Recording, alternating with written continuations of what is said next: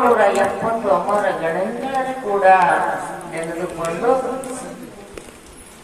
ಅಧಿಕ ಮಾಸದ 1 ತಿಂಗಳ ಪರ್ಯಂತ ಚರಿತ್ರೆಗೂ ಶರಣೆಂದು ಈ ಮಠದ ಪೀಠಾಧಿಪತಿಗಳಾದಂಥ ಪೂರ್ಣಾನಂದ ಅಪ್ಪಾಜಿಯವರಿಗೂ, ಶಿವಾನಂದ ಅಪ್ಪಾಜಿಯವರಿಗೂ, ಸರದಾನಂದ ಅಪ್ಪಾಜಿಯವರಿಗೂ, ಈ ಎಲ್ಲ ಕಾರ್ಯಕ್ರಮಕ್ಕೆ ಕಾರಣೀಭೂತರಾದಂಥ ಭರತ ಅಪ್ಪಾಜಿಯವರಿಗೂ ಕೂಡ ಶರಣಾರ್ಥಿಗಳನ್ನು ಸಲ್ಲಿಸುತ್ತಾ ಈ ಅಧಿಕ ಮಾಸದ ಮುಕ್ತಾಯ ಸಮಾರಂಭದ ಈ ವೇದಿಕೆ ಮೇಲೆ ಆಸೀನರಾದಂತಹ ಸರ್ವ ಪೂಜ್ಯರಿಗೂ, ಸರ್ವ ಶಾಸ್ತ್ರಿಗಳಿಗೂ, ಸರ್ವ ಮಾತಾಜಿಗಳಿಗೂ ಕೂಡ ಸಮಸ್ತ ಇಲ್ಲಿ ಕೂಡಿರ್ತಕ್ಕಂಥ ಶರಣು ಶರಣೀಯರಿಗೂ ಶರಣೋ ಶರಣಾರ್ಥಿಗಳು.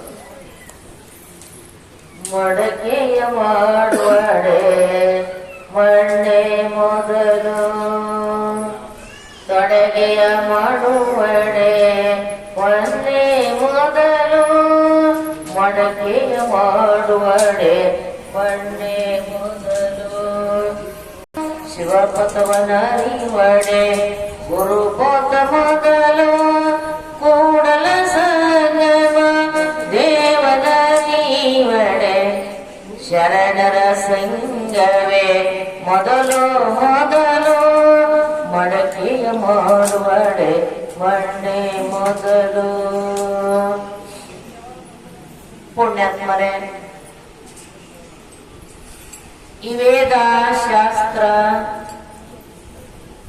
ಪುರಾಣ ಪ್ರವಚನ ಆಗಮಗಳ ಉದ್ದೇಶ ಏನು ಅಂತಂದ್ರ, ನಮ್ಮಲ್ಲಿ ಇರ್ತಕ್ಕಂಥ ಅನೇಕ ದುರ್ವಾಸನೆಗಳು, ನಮ್ಮಲ್ಲಿ ಇರ್ತಕ್ಕಂಥ ಕಲ್ಮಶಗಳನ್ನು ಹೊರ ಹಾಕಂತ ಸಾಮರ್ಥ್ಯ ಎದರೊಳಗದ ಅಂತಂದ್ರ ಈ ಪುರಾಣ ಪ್ರವಚನದೊಳಗ. ಈ ಪುರಾಣ ಪ್ರವಚನ ಅನ್ನತಕ್ಕಂಥದ್ದು ನಮ್ಮ ಭಾರತ ದೇಶದೊಳಗೆ ನಮಗೆ ಕಾಣ್ಲಿಕ್ಕೆ ಸಾಧ್ಯ ಅದ. ಬೇರೆ ದೇಶದೊಳಗೆ ಹೋದ್ರೆ ಏನು ಕಾಣಕ್ಕೆ ಸಾಧ್ಯ ಇಲ್ಲ. ಈ ನಮ್ಮ ಭಾರತ ದೇಶಕ್ಕೆ ಭಾರತ ದೇಶ ಅನ್ನತಕ್ಕಂಥದ್ದು ಹೆಸರು ಯಾತಕ್ಕಾಗಿ ಬಂತು ಅಂತಂದ್ರ, ಈ ಭಾರತ ದೇಶದ ಮೇಲೆ ಅನೇಕ ಮಹಾತ್ಮರು, ಯೋಗಿಗಳು, ತ್ಯಾಗಿಗಳು, ಋಷಿಮುನಿಗಳು, ಶರಣರು, ಸಂತರು ಅವತರಿಸಿ ಹೋಗಿದ ಪುಣ್ಯ ಭೂಮಿಗೆ ಇದು ಭಾರತ ದೇಶ ಅನ್ನತಕ್ಕಂಥದ್ದು ಹೆಸರು ಬಿತ್ತು. ಈ ಭಾರತ ದೇಶದ ಸಂಸ್ಕೃತಿ, ಈ ಭಾರತ ದೇಶದ ಸಂಸ್ಕಾರ, ಈ ಪುಣ್ಯ ಭೂಮಿ ಮೇಲೆ ನಾವು ನೀವೆಲ್ಲರೂ ಹುಟ್ಟಿವಿ ಅಂತಂದ್ರ ಎಷ್ಟು ಪುಣ್ಯವಂತರಾಗಿವಿ. ಈ ಭಾರತ ದೇಶವನ್ನು ನಾನು ನೋಡಬೇಕು ಅಂತ ಹೇಳಿ ಒಬ್ಬ ಪರದೇಶದ ಒಬ್ಬ ರಾಜ್ಯ ವಿಚಾರ ಮಾಡಿದಂತ ಈ ಭಾರತ ದೇಶದ ಮೇಲೆ ಅನೇಕ ಮಹಾತ್ಮರು, ಶರಣರು, ಸಂತರು ಅವತರಿಸಿ ಹೋಗಿದ ಪುಣ್ಯ ಭೂಮಿ, ಶರಣರ ಬೇಡಿದ ಧರೆ ಪಾವನ ಇರತಕ್ಕಂತ ಈ ಭಾರತ ದೇಶವನ್ನು ನಾನು ನೋಡಿ ಉದ್ಧಾರ ಆಗಬೇಕು ಅನ್ನತಕ್ಕಂತ ವಿಚಾರ ಮಾಡದ ಒಬ್ಬ ಹೊರದೇಶದ ರಾಜ್ಯ. ಆ ಹೊರದೇಶದ ರಾಜ್ಯದ ಸಾಕಾದಷ್ಟು ಇತ್ರಿ.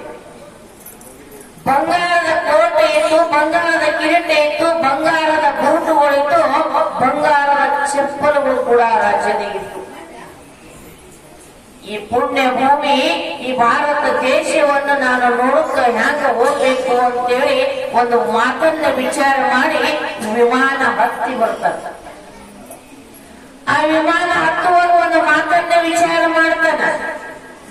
ಏನು ವಿಚಾರ ಮಾಡ್ತಾನ ಅಂತಂದ್ರ, ಶರಣರ ಮೆಟ್ಟಿದ ಧರೆಯ ಪಾವನ ಈ ಭಾರತ ದೇಶದ ಮೇಲೆ ನಾನು ಹೇಗೆ ಹೋಗಬೇಕು, ನನ್ನ ಚರ್ಮವನ್ನು ಉದ್ಧಾರ ಮಾಡ್ಕೋಬೇಕು, ನನ್ನ ಚರ್ಮ ಪಾವನ ಮಾಡ್ಕೋಬೇಕು ಅಂತೇಳಿ ಬರಿಗಾಲೇ ಆ ಹೊರದೇಶದ ರಾಜ್ಯ ವಿಮಾನ ಹತ್ತಿದ.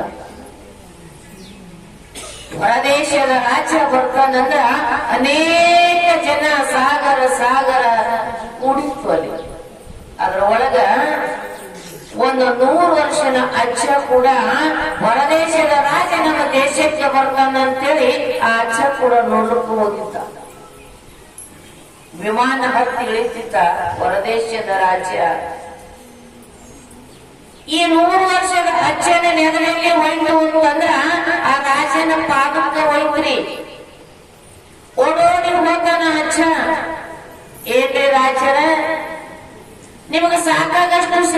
ಶ್ರೀಮಂತಿಕೆ ಐತಿ, ನಮ್ಮ ದೇಶವನ್ನು ನೋಡಾಕ ಬಂದಿರಿ, ನೀವು ಬರೆಗಾಲಲ್ಲೇ ಬಂದಿರಲ್ಲ ಅಂತ ಕೇಳಿದಾಗ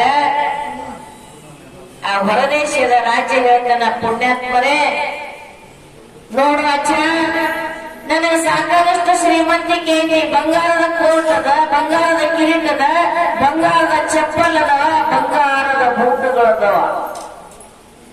ಅದನ್ನೆಲ್ಲ ನಾ ಯಾಕ ಮರ್ತು ಬಂದೇನಿ ಅಂತಂದ್ರ ಈ ಭಾರತ ದೇಶದ ಮೇಲೆ ಅನೇಕ ಮಹಾತ್ಮರು, ಯೋಗಿಗಳು, ಶರಣರು, ಸಂತರು ಅವತರಿಸಿ ಹೋಗಿದ ಪುಣ್ಯ ಕ್ಷೇತ್ರದ ಮೇಲೆ ನಾನು ಬರೆಗಾಲಲ್ಲಿ ನಡೆದು ಅಂತಂದ್ರ ನನ್ನ ಜನ್ಮ ಉದ್ಧಾರ ಆಗ್ತದಂತೇಳಿ ನಾ ಬರೆಗಾಲಲ್ಲಿ ಬಂದೇನಿ ಅಂತ ಪುಣ್ಯಾತ್ಮರೇ.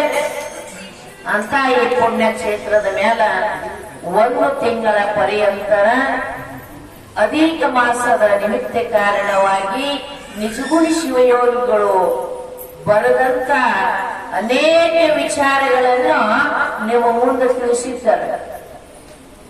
ಈ ನಿಜಗುಣಿ ಶಿವಯೋಗ ಗ್ರಂಥ ಹೆಂಗಾಯ್ತು?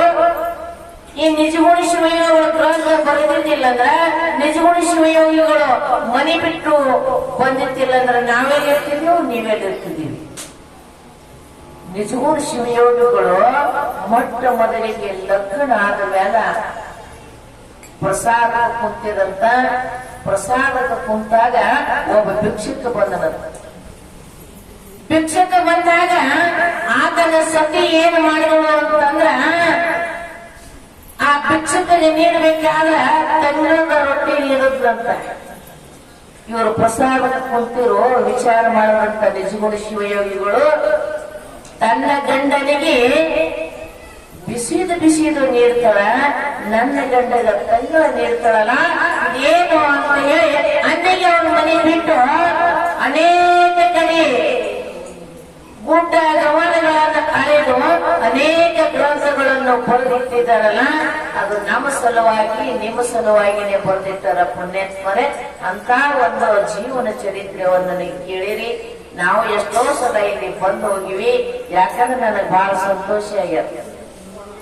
ಯಾಕೆ ಸಂತೋಷ ಆಗ್ಯದಂದ್ರೆ ಅವಾಗ ಜನ ಕೂಡ್ತಾ ಇರ್ಲಿಲ್ಲ.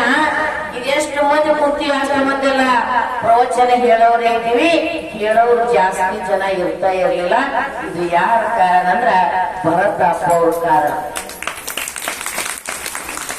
ಈ ಭರತ ಅಪ್ಪ ಒಂದು ಪುಣ್ಯ ಕ್ಷೇತ್ರ ಬೆಳೆಸಬೇಕು, ಈ ಜನರಿಗೆಲ್ಲ ಒಂದು ಉದ್ಧಾರ ಮಾಡಬೇಕು ಅಂತಕ್ಕಂಥ ಒಂದು ಉದ್ದೇಶ ಇಟ್ಟುಕೊಂಡು 1 ತಿಂಗಳ ಪರ್ಯಂತರ ಏನ ಜಪಯಜ್ಞೆ ಹಾಗೂ ಎಲ್ಲ ನಡೆಸ್ಕೊಂಡು ಬಂದಾರಲ್ಲ, ನೀವು ಬಹಳ ಪುಣ್ಯವಂತರು ಇದ್ದೀರಿ ಅಂತ ಹೇಳುತ್ತಾ. ಯಾಕಂದ್ರೆ ನಾವು ಕೊಟ್ಟಿದ್ದೆ 5 ನಿಮಿಷ. ಎಲ್ಲರಿಗೂ ಒಂದು ಚಿಂತೆ ಅದ ಪುಣ್ಯಾತ್ಮರಿ, ನಿಮಗೂ ಐತಿ ನಮಗೂ ಐತಿ. ಅಕ್ಕಮ್ಮನಿಗೂ ಕೂಡ ಒಂದು ವಚನದೊಳಗೆ ಹೇಳ್ತಾಳ, ಸಬಗಾರ ಒಂದು ಚಿಂತೆ, ಎಮ್ಮಿಗೊಂದು ಚಿಂತೆ, ಧರ್ಮಕ್ಕೊಂದು ಚಿಂತೆ, ಕರ್ಮಕ್ಕೊಂದು ಚಿಂತೆ. ತನಗೆ ತನ್ನ ಕಾಮದ ಚಿಂತೆ ಒಲ್ಲೆ ಬಿಡು, ಮರಳ ಶರದ ಬಿಡು, ನನಗೇನು ಚಿಂತೆ ಅದ ಅಂತಂದ್ರ ಚಂದ್ರಮಲ್ಲಿ ಕಾಕನ ಒಲಿತನ ಒಲಿಲ್ಲ ಅಂತಕ್ಕಂಥದ್ದು ಕೂಡ ನನಗೂ ಚಿಂತೆ ಅದ ಅಂತ ಅಕ್ಕಮದೇ ಕೂಡ ಹೇಳ್ತಾಳ. ಪುಣ್ಯಾತ್ಮರೇ, ನಿಮ್ಮ ಚಿಂತೆಗಳನ್ನ ದೂರ ಮಾಡೋ ಸಲಂದೇ ಇಂಥ ಒಂದು ಕಾರ್ಯಕ್ರಮಗಳನ್ನು ಮಾಡ್ತಾ ಇದ್ದಾರ. ಈ ಕಾರ್ಯಕ್ರಮದೊಳಗ ಭಾಗಿಯಾಗಿರೋದ್ರ ನಾವು ನೀವೆಲ್ಲರೂ ಪುಣ್ಯವಂತರು. ಇದಕ್ಕಿಂತಲೂ ಹೆಚ್ಚಿನ ಸಂಖ್ಯೆಯಾಗಿ ಭರತ ಅಪ್ಪ ಅವರ ಹೃದಯದೊಳಗ ಪೂರ್ಣಾನಂದ ಅಪ್ಪ ಅವರು, ಶಿವಾನಂದ ಅಪ್ಪಾಜಿಯವರು ಹಾಗೂ ಸರ್ವಾನಂದ ಅಪ್ಪಾಜಿಯವರು ಇದಕ್ಕಿಂತಲೂ ಹೆಚ್ಚಿನ ಸಂಖ್ಯೆ ನಡೆಸ್ಕೊಂಡು ಹೋಗ್ಲಿ ಅನ್ನಂತ ಅವ್ರ ಹೃದಯದೊಳಗ ಕೊಡ್ಲಿ. ಹಾಗೂ ನಿಮ್ಮ ಭಕ್ತರ ಮೇಲೆ ಅವರ ಆಶೀರ್ವಾದ ಇರಲಿ, ಇನ್ನಿಷ್ಟು ಮುಂದುವರಲಿ ಅಂತ ಅವರಲ್ಲಿ ನಾವು ಕೇಳ್ಕೊಳ್ತಾ, ಇವತ್ತಿನ ದಿವಸ ನಮಗೆ ಮಾತಾಡಕ್ಕೆ ಅವಕಾಶ ಮಾಡಿಕೊಟ್ಟಂತ ವೇದಿಕೆ ಮೇಲೆ ಆಶೀರ್ವಾದ ಸರ್ವ ಪೂಜರಿಗೂ, ಮಾತಾಜಿಗಳಿಗೂ, ಇಲ್ಲಿ ಕುಳಿದಂತ ಸಮಸ್ತ ಶರಣ ಶರಣೀಯರಿಗೂ ಇನ್ನೊಮ್ಮೆ ಮತ್ತೊಮ್ಮೆ ಮಗದೊಮ್ಮೆ ಶರಣಾರ್ಥಿಗಳನ್ನು ಹೇಳುತ್ತಾ ಇವತ್ತು 2 ನುಡಿಗಳನ್ನ ಆ ಸರ್ದಾನಂದ ಅಪ್ಪಾಜಿಯವರ ಪಾದಕ್ಕೆ ಅರ್ಪಿಸುತ್ತಾ ಜೈ ಗುರು ಬಸವೇಶ್ವರರ ಮಾತು. ಪೂಜ್ಯರಿಗೆ